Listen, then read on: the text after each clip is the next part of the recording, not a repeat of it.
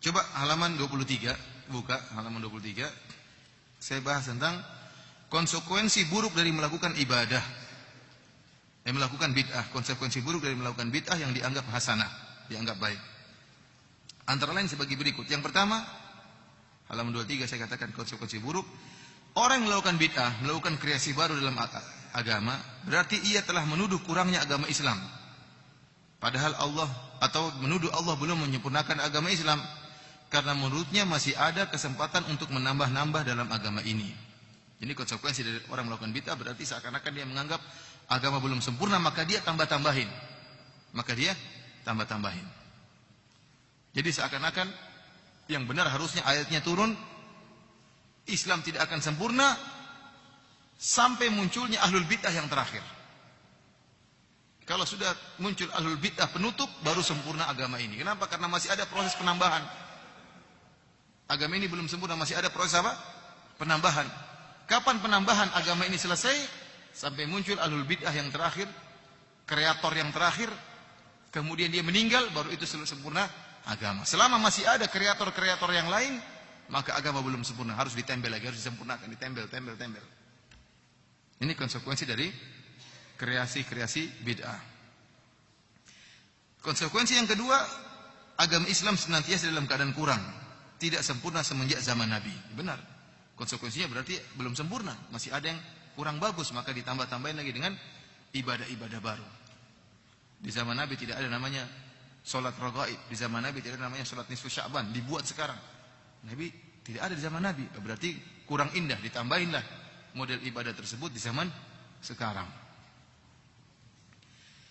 Yang konsekuensi yang ketiga, kreasi bid'ah melazimkan menuduh Nabi dengan salah satu dari dua tuduhan.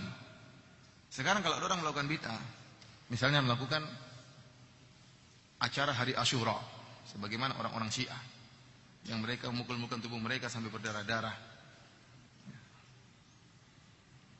Atau misalnya seorang melakukan salat malam nisfu Sya'ban 100 rakaat di malam nisfu Sya'ban.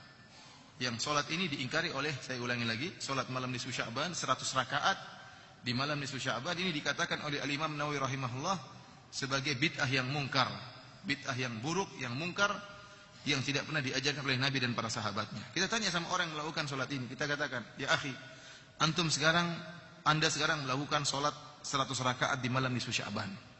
Amalan ini diketahui oleh Nabi atau tidak? Cuma ada dua jawabannya, Nabi tahu atau Nabi tidak tahu. Kita katakan, kalau Nabi, dia akan menjawab, Nabi tahu. Kemungkinan pertama dia akan mengatakan, Nabi tahu ada amalan ini. Kita bilang, kalau Nabi tahu, kenapa Nabi tidak ajarkan? Kenapa Nabi tidak lakukan? Berarti ada agama yang Nabi sembunyikan. Ini sekarang kita bicara tentang salat 100 rakaat di malam nisfu Sya'ban, yang dikatakan oleh Imam Nawawi rahimahullah, ulama besar dari mazhab Syafi'i, sebagai bid'ah yang mungkar, bid'ah yang buruk. Kalau ada orang melakukan ibadah ini, maka kita ingkari dia dengan perkataan Imam Nawawi. Dan kita tanyakan kepada dia, 100 rakaat yang merupakan ritual ibadah di malam nisfu Sya'ban ini diketahui oleh Nabi atau tidak? Cuma ada dua kemungkinan jawaban. Pertama, dia mengatakan Nabi tahu. Kalau Nabi tahu, kita bilang, kenapa Nabi tidak mengajarkannya? Kenapa Nabi tidak pernah melakukannya? Kenapa Nabi tidak pernah mengabarkannya dalam hadis-hadis yang sahih? Kelazimannya berarti Nabi menyembunyikan ilmu. Nabi menyembunyikan ilmu. Nabi tidak pernah mengabarkan, kok kamu tahu? Ini aneh juga. Nabi tidak pernah mengajarkan, kenapa kamu tahu? Kemungkinan yang kedua, dia mengatakan Nabi tidak tahu ada ibadah ini. Ini lebih parah lagi. Kalau Nabi tidak tahu ada namanya salat malam nisfu Sya'ban, kok kamu tahu? Ini bahaya, berarti kamu lebih hebat daripada Nabi sallallahu alaihi wasallam. Dan ini semua berlaku pada semua bid'ah. Contohnya seperti saya katakan tadi, 2 rakaat setelah sa'i. Salat 2 rakaat setelah sa'i. Kita bilang, Nabi umrohnya cuma tawaf, kemudian salat 2 rakaat, kemudian sa'i. Kenapa kau tambah 2 rakaat setelah sa'i? Kita tanya sama dia, Nabi tahu enggak ada 2 rakaat setelah sa'i? Maka jawaban pertama, kemungkinan pertama dia mengatakan Nabi tahu. Kita katakan, kalau Nabi tahu, kenapa Nabi tidak pernah mengabarkan kepada umatnya?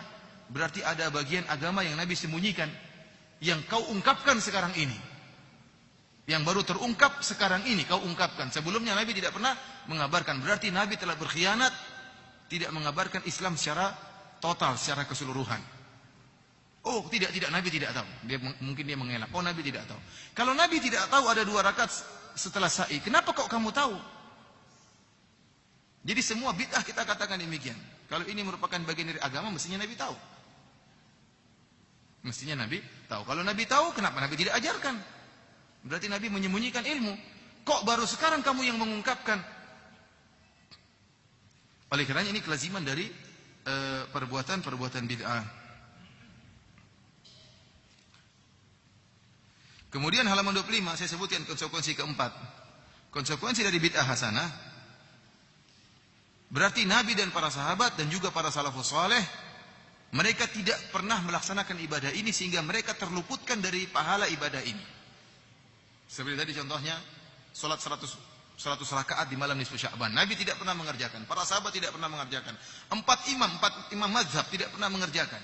Berarti mereka semua dulu terluputkan dari pahala ini, sedangkan kamu tidak terluputkan kepada kamu. Berarti hebat kamu.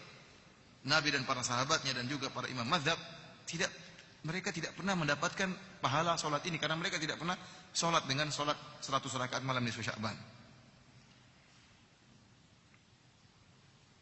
Kemudian konsekuensi yang kelima, saya katakan sesungguhnya membuka pintu bid'ah hasanah akan mengantarkan kepada perubahan agama.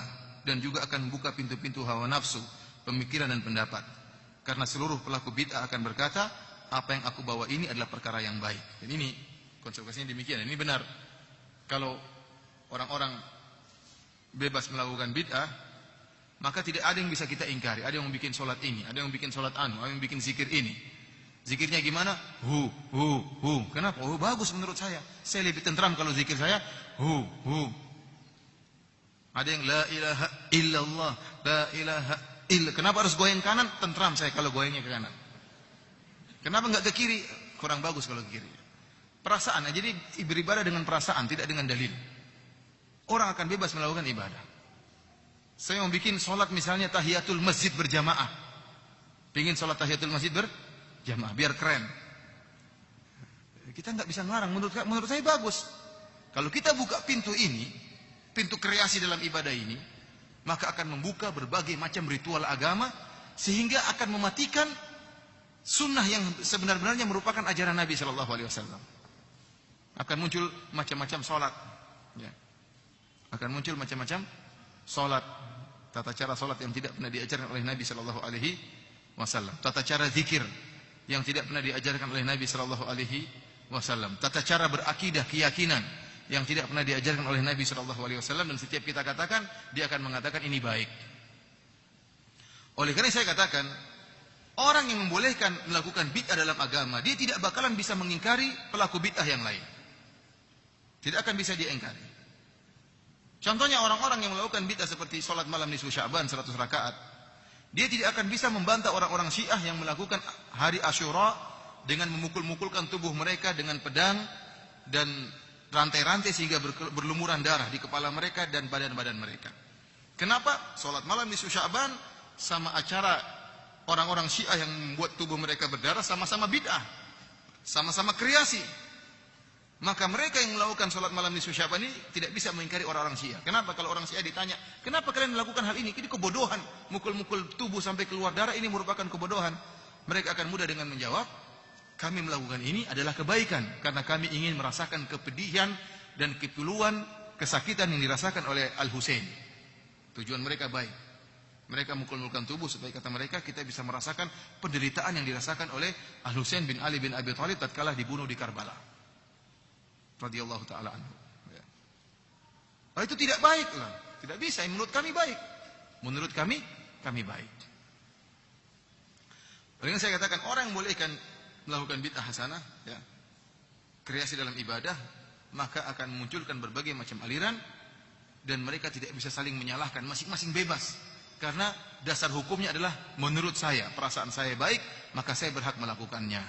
Ini berbahaya bagi agama, akhirnya sunnah Nabi sallallahu alaihi wasallam ditinggalkan. Sunnah Nabi sallallahu alaihi wasallam ditinggalkan dan mati redup gara-gara muncul bid'ah yang berbagai macam bid'ah.